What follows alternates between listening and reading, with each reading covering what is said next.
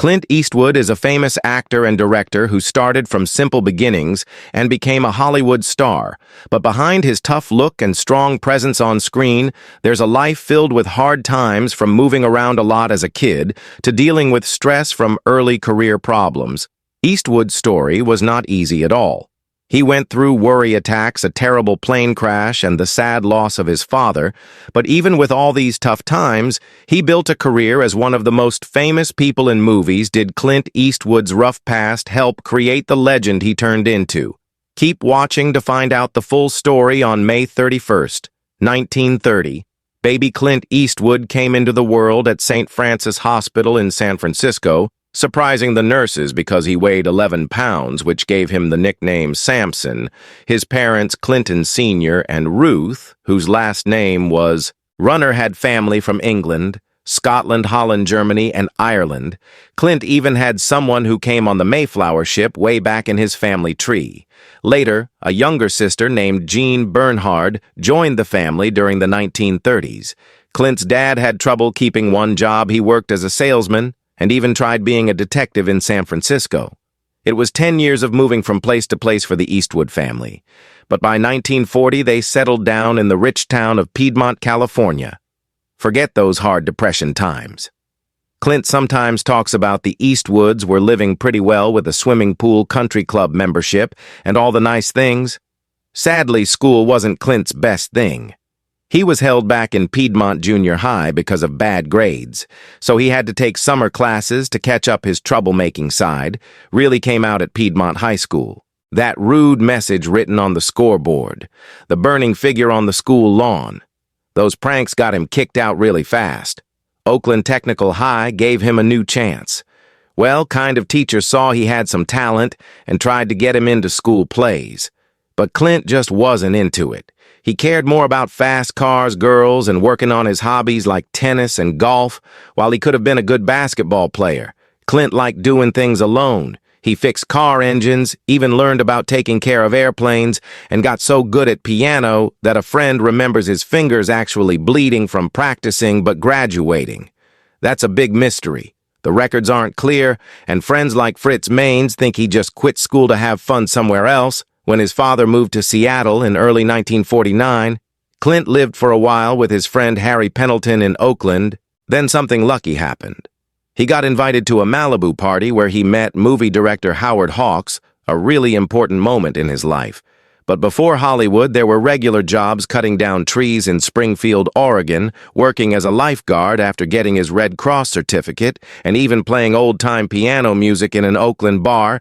Talk about a crazy beginning. Did natural talent and lucky moments make his path, or was it meant to be all along? Keep watching. Things are about to get way more interesting. The Korean War made Clint Eastwood join the Army in 1951, but instead of fighting, he ended up at Fort Ord, California. His job was swimming instructor. Pretty safe job, right? But life has a way of changing things. September 30, 1951, he caught a ride back to base from Seattle. Turns out it's a cursed flight, bad weather right from the start. Then things get really bad. The plane's back door flies open. Clint makes a quick fix, but the radios and oxygen system stop working. Talk about a scary situation. Things really go wrong when the fuel runs out. Lost in the fog. Miles from the California coast, the pilot has to crash land the plane in the water. Sharks are a real danger here, but Clint and the pilot blow up rafts and start paddling as hard as they can toward land. The ocean fights them. Waves flip over Clint's raft, making him swim a hard 2 to 4 miles, depending on who's telling the story. Here's where his Army job becomes about living or dying. Remember that swimming instructor job? It might be exactly what helps him survive this tired and confused. Clint fights against seeing things that aren't real in the glowing water, but somehow he makes it to shore, walking into an RCA radio station. Cold and in shock, he meets up with the pilot who amazingly survived. 2 years later, Clint acts in Escape from Alcatraz. He plays Frank Morris, a prisoner escaping the famous island jail by bravely swimming across the freezing San Francisco Bay. Art copying life. It seems like escaping death gave Clint the toughness that makes his on-screen escape so totally believable. But hey, the military life isn't all work. Clint has a side job at a sugar company to add to his tiny $67 a month pay, plus there's that rumored romance with an officer's daughter. Good connections never hurt. Even back then, a trip to Carmel made him feel something. Someday I'd like to live here. His military friends include guys like Richard Long and Martin Milner. Future TV stars, the 1970s and early 1980s, saw Clint Eastwood trade his cowboy stuff for a police badge and the dusty deserts for city streets. This time introduced Dirty Harry, the famous San Francisco cop who wasn't scared to break the rules to catch his man.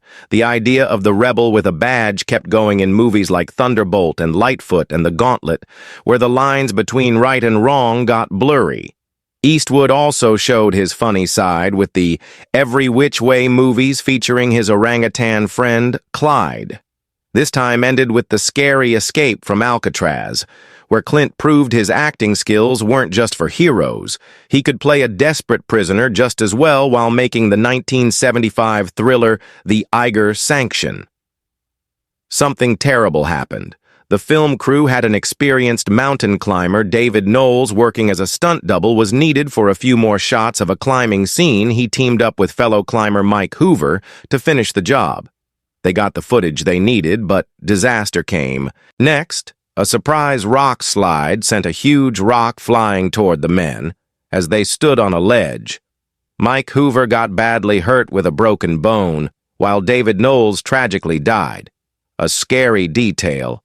The horrible scene was just like one the crew had filmed just days before. One of the surviving climbers talked about the shock, saying, "We flew up to that same spot. And there was the scene that we had been faking for 2 days, Dave Knowles hanging dead on the end of the rope. It was unbelievable fantasy, and real life came crashing together." The news crushed Clint Eastwood. He felt like it was his fault that David died and was filled with sadness, almost giving up on the whole project. But his crew, understanding the dangers that come with making movies, pushed him to keep going, believing it was the best way to honor David Knowles' memory and hard work. The 1980s and early 1990s brought a change in Eastwood's characters. They weren't just tough anymore. They were carrying heavy burdens in Firefox. He played a pilot haunted by PTSD, while Tightrope saw him as a cop, tortured by the killer he's chasing. Eastwood's characters fought not just bad guys on the outside, but also their own inner problems. This theme kept going in The Rookie, where his obsession with a case put people around him in danger, and White Hunter Blackheart, where a film director became obsessed with hunting an elephant. Unforgiven was the highest point of this time. Clint went back to his Western roots, but this time as a haunted ex-outlaw struggling with his violent past. The 2000s and beyond brought us the era of the grumpy Clint Eastwood. We see him in Space Cowboys as an old astronaut, finally getting his long-awaited shot at space travel in Bloodwork. He's a retired profiler whose health problems make it harder for him as he hunts a killer. But Eastwood truly reached peak grumpy old man status in movies like $1 Million Baby, where he plays a reluctant boxing trainer, and Gran Torino, where a racist veteran finds a way to make up for his past in an unexpected way. His latest film, Cry Macho, continues the theme of the grumpy old guy, this time as a worn-out horseman on a journey through rural Mexico.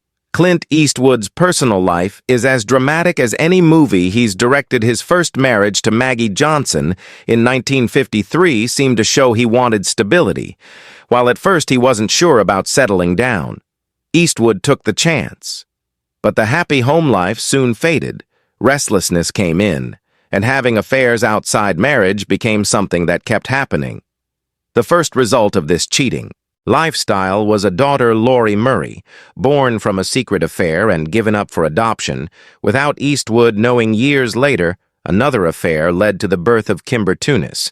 Despite Maggie knowing about these betrayals, the couple stayed together for a while, even having their own children, Kyle and Allison, come into the world. But the cracks in the fake happiness were getting bigger. By 1979, rumors of Eastwood's involvement with co-star Sandra Locke spread around, leading to the couple's final separation.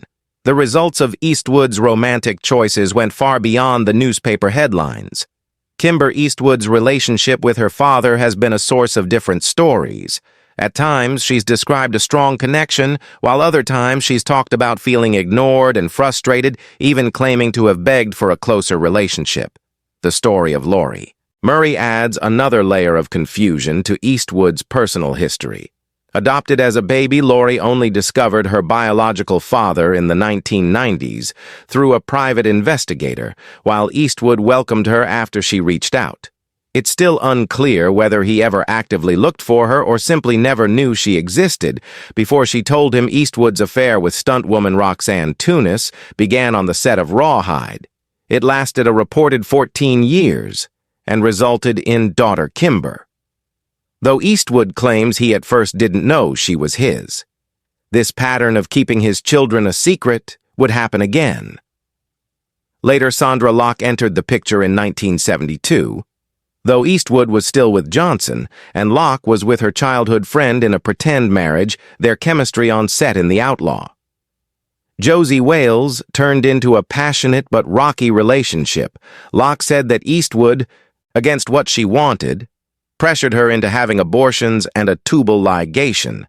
This toxic situation lasted a decade and ended in ugly lawsuits claiming fraud and broken promises on Eastwood's part, while Locke was still around.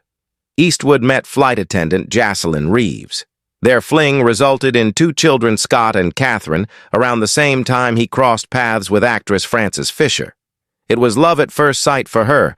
Despite Locke's presence nearby, they started a happy romance that produced daughter Francesca. But Eastwood's secret children with Reeves, the strain of previous affairs, and paparazzi photos that hinted at cheating eventually. This relationship also fell apart. News anchor Dina Ruiz caught Eastwood's eye in 1992, their fast romance led to marriage in 1996, and daughter Morgan soon after this seemed like a calmer period for Eastwood, but a reality show featuring Dinah clashed with his private personality. Things got worse as Dinah looked for support from old friend Scott Fisher, while Eastwood began dating his ex-wife Erica Tomlinson. Fisher in 2013, the marriage officially ended. But as one chapter closes in 2015, Eastwood found love with hostess Christina Sandera. The couple has kept their relationship private, even enjoying events alongside Eastwood's exes and children, suggesting a peaceful maturity in his later years. In recent years, Clint Eastwood's health has been something people wondered about after not being seen in public for over 450 days.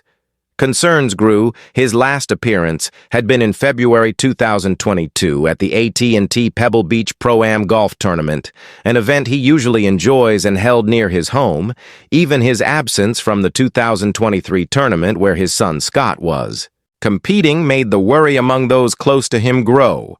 However, Eastwood put these rumors to rest last month with a rare appearance at Jane Goodall's conservationist event in his hometown of Carmel by the Sea. He was seen smiling, chatting with Goodall, and appeared in good spirits. Photos of the 93-year-old legend show him looking healthy with longer hair, a full beard, and a casual yet stylish outfit. This marked a return to the public eye as he's even back behind the camera directing and producing the courtroom drama. Juror number 2, he was spotted on the Georgia set last November, clearly engaged with the work. Eastwood maintains a low-fat, high-protein diet, being careful about his cholesterol levels, a lesson likely learned from his father, who sadly died young from cardiovascular disease. This healthy lifestyle clearly runs in the family, as Clint's son actor Scott. Eastwood credits his father as his fitness inspiration.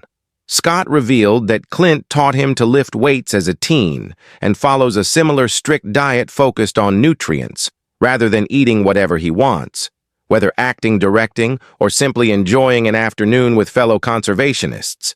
It's clear that Clint Eastwood won't let age define him. Thank you for watching. If you love this video, let us know with a like, comment, and don't forget to subscribe and hit that notification bell.